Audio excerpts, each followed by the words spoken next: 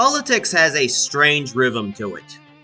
One night the speeches are loud, the signs are everywhere, the yardstakes multiply like weeds after rain. Campaign ads flood every screen and every mailbox. Candidates promise the future. Commentators promise disaster. And everyone insists the stakes have never been higher. And then the votes come in. And sometimes the difference between power and defeat is not thousands of votes, not even dozens. Sometimes it is two.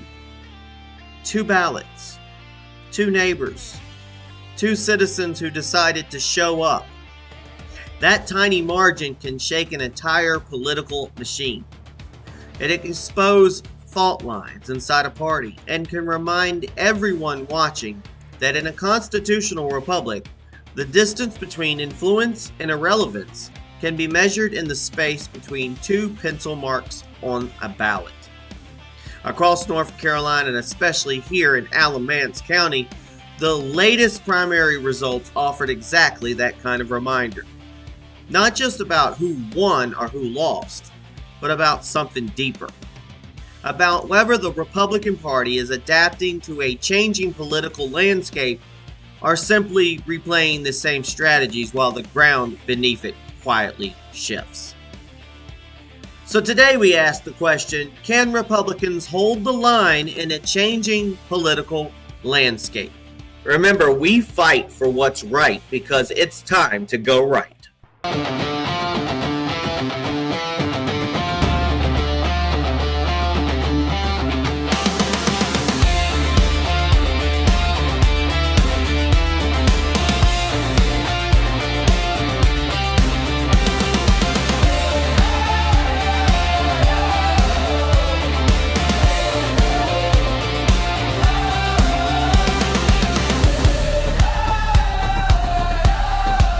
This is Go Right with Peter Boykin, your constitutionalist for liberty.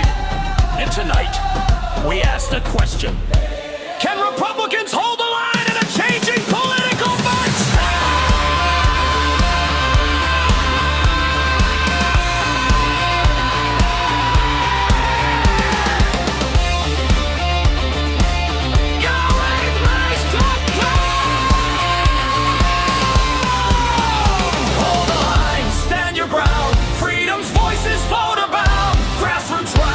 The sound, the people turn the tide around. Hold the line, time will tell. When the ballots fall and the numbers swell. In a republic built to last, the people always have the last word.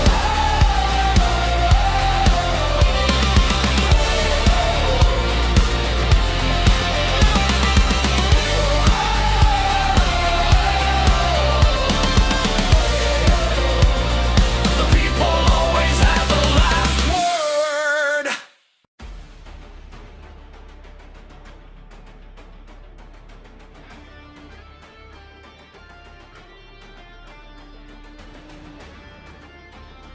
Welcome back to Go Right with Peter Boykin. I'm your constitutionalist for liberty. So did North Carolina's primary just reveal a GOP divide that could cost Republicans in November? You know, politics has a funny way of humbling the people who think they've mastered it. For decades, consultants and party insiders have treated elections like a math equation. Raise enough money, collect enough endorsements, flood enough mailboxes, and victory is supposed to follow. Reality has a habit of ignoring those formulas. What we saw in North Carolina's primary tells a much more interesting story. Voters are showing growing frustration with the idea that politics should be controlled by a small circle of established, well-careered politicians who simply rotate through offices while the public's expected to keep voting for the same familiar names. In race after race, grassroots candidates proved that energy, authenticity, and direct voter connection can compete with the traditional political machine. That doesn't mean every establishment candidate is lost. Politics is never that clean. But the pattern that emerged is hard to ignore. The appetite for outsider voices is real. At least in North Carolina, this primary suggests that many voters are no longer automatically defaulting to the most recognizable name or the longest resume. They're looking for candidates who feel closer to the ground level of their communities rather than the upper floors of the political class. And then there's Roy Cooper, who somehow continues to remain politically resilient despite the broader frustration many voters express towards long-term political figures. Whether people support him or oppose him, his ability to maintain influence in North Carolina politics stands out as one of the more curious exceptions in a broader anti-establishment mood. But the larger takeaway from this primary is clear. Grassroots politics is not just a slogan anymore. It is a beginning to move numbers on election night. When voters feel disconnected from political leadership, they start searching for candidates who look less like professional politicians and more like the people who actually live in their communities. That shift does not guarantee victories for outsiders every time. Money, organization, and party infrastructure still matter. Yet when grassroots energy starts breaking through those barriers, it signals something deeper happening inside the political system. North Carolina's primary may be one more sign, that the old political playbook is starting to wear thin. Now step back and look at the bigger picture of March 3rd. Across North Carolina within Alamance County, the results suggest a return of familiar leadership figures. Sheriffs, long-term and long-time office holders, and candidates tied to traditional party structures perform strongly. For some voters, that represents stability. For others, it raises a deeper question. Is the Republican Party evolving with the political movement, or simply resetting the same board pieces election after election? The Berger versus Page race shows how fragile that balance can be. A 2-vote margin between one of the most powerful figures in Raleigh and a challenger from law enforcement proves that voters are divided about what direction they want. And the challenge does not stop there. Even in counties where Republicans remain strong, the broader political environment is changing. Suburban growth, migration from neighboring metropolitan areas, and shifting demographics mean holding office is no longer a guarantee.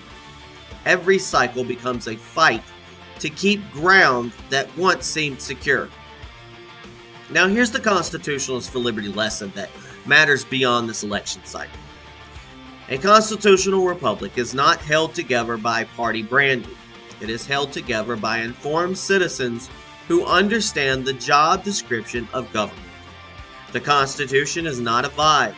It is a contract. It limits power. It defines jurisdiction, and it tells public officials what they can do and what they are forbidden to do. And that is why these primaries matter more than the talking heads admit. They're not just picking a name. You're not just picking a name, people. You are selecting who gets to touch the levers of power. And that brings us to endorsements. Now, President Donald Trump's endorsements matter because Trump is not just a president. He is a dominant figure in modern Republican politics and a symbol of a populist revolt against the old consultant class. When Donald Trump endorses someone, it often signals alignment with that movement, and it can shift attention, volunteers, and small dollar donations in a hurry. But an endorsement, even a Trump endorsement, is not a substitute for constitutional judgment.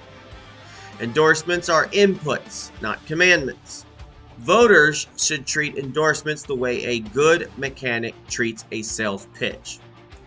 Listen, then pop the hood and inspect the engine. Ask whether the candidate believes in the limits of government, the separation of powers, due process, equal protection, and the idea that rights do not come from Washington, but from God and nature. Because the truth is, endorsements can be about loyalty, strategy, and a coalition building as much as they are about principles. Sometimes they are brilliant. Sometimes they are transactional. Sometimes they're based on information the public never sees. And that doesn't make them evil, it makes them political. The Constitutionalists for Liberty standard has to be higher than politics, and so does the strategy. Grassroots beats money more often than people think, but only when grassroots becomes organized. $1 billion in ads cannot replace a neighbor talking to a neighbor if the message is clear and the ground game is real. And that is why tight races keep happening. Not because the system is broken, because people still matter. Money can amplify. It cannot manufacture trust. Consultants can polish, but they cannot fake conviction forever. A big donor can fund mailers, but they cannot shake every hand. And that is the real lesson of a two-vote race. Power is not permanent. It is rented. And the lease is due every election. Now the hard part, unity. Party leaders always demand unity after the primaries, as if unity is a switch you can flip. But unity after brutal campaigns is not automatic. It is earned. It starts with humility from the winners and respect for the voters who choose someone else. It requires acknowledging legitimate concerns, not mocking them. It means pulling the best ideas from the losing side instead of pretending they never existed. If Republicans want to win in November in changing areas, especially in bedroom communities surrounded by blue regions, they cannot act like the general election is a victory lap. It's not. It is persuasion. It is turnout. It is trust. It is showing up. It is making the case that constitutional limits and local accountability still matter in daily life. And the future lesson is this. Stop treating politics like a sports rivalry where the only goal is to dunk on the other team. Start treating politics like it actually is, the hiring process for the people who will still decide whether your rights are defended, ignored, or negotiated away. A party can win a primary with endorsements and money, but to keep a constitutional republic healthy, it takes something deeper. It takes citizens who demand principles, not personalities. It takes candidates who remember they are public servants, not rulers. It takes a movement that can fight hard, then govern with restraint. Which leads to the question that hangs over this entire primary. Are Republicans prepared not just to win primaries, but to win November in places that are changing fast? Because the real test is still ahead. November. Folks, thanks for tuning in. This has been Go Right with Peter Boykin. I'm your constitutionalist for liberty. You can check out us on GoRightNews.com, PeterBoykin.com. We're on Rumble at Go Right News, on YouTube at Go Right with Peter Boykin, on lots of different social medias, and on our podcast. Please share and like and follow. God bless. And remember to go right.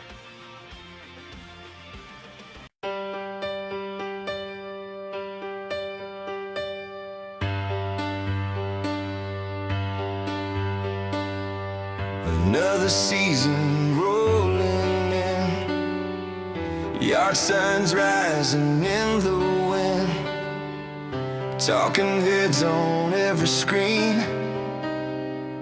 telling me what everything means. Promises like autumn leaves, campaign trails and TV pleas, every corner, every friend, counting down to votes again.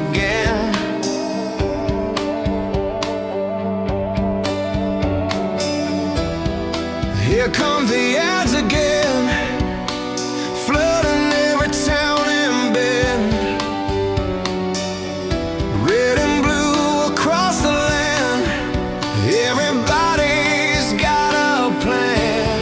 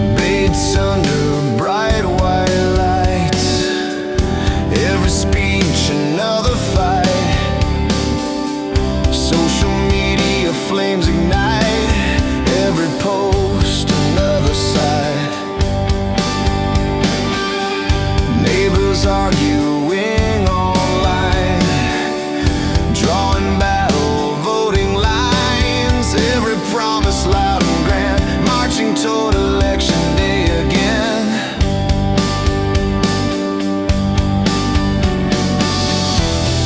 Here comes the polls again, numbers shifting in the wind. Every pundit takes a guess, every headline claims the best.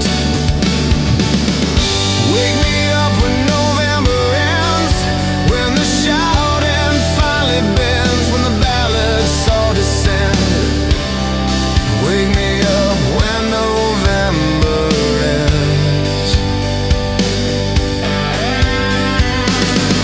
Wake me up when the noise is gone, when the fight has carried on till the counting finally trends.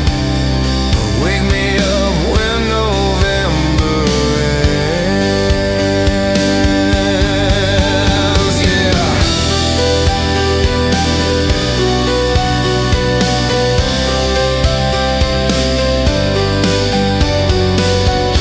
Maybe someday we'll remember why freedom lives where voters try.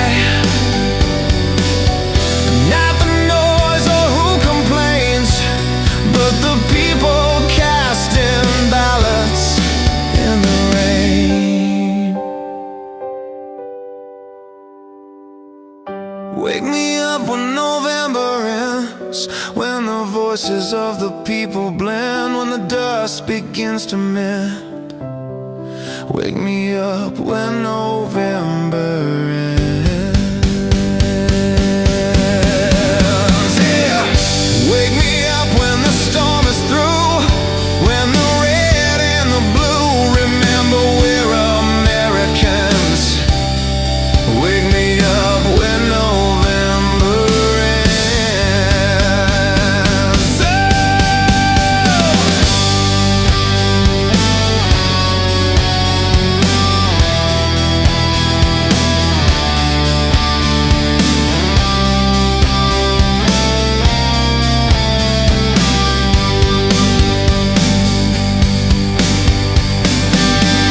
Another season drifting by, leaves fall under autumn skies, campaign lights begin to dim.